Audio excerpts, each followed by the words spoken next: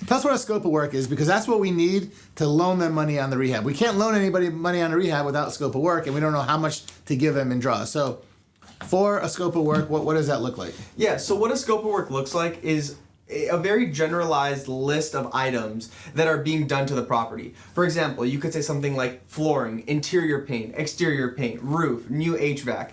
And what I'm looking for in that scope of work is, one, does what they're doing make sense? If it has a brand new HVAC unit and they're saying they're gonna get a new HVAC, I'm like, all right, this guy's like trying to pull one or something and trying to get a draw for something that he really isn't gonna do.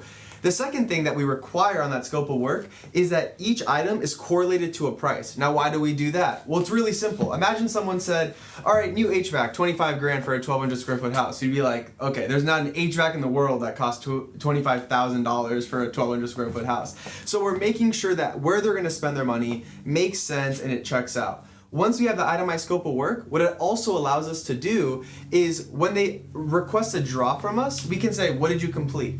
And whenever they say what they completed, it's really easy for me to reference back to that scope of work and be like, all right, perfect. They did the interior paint, which they said was $2,000. They did the HVAC, which they said was $5,000. All right, their draw for this is the sum of those, right? So that's basically why it's so important to get a really accurate scope of work before we, complete and we get to the close of escrow.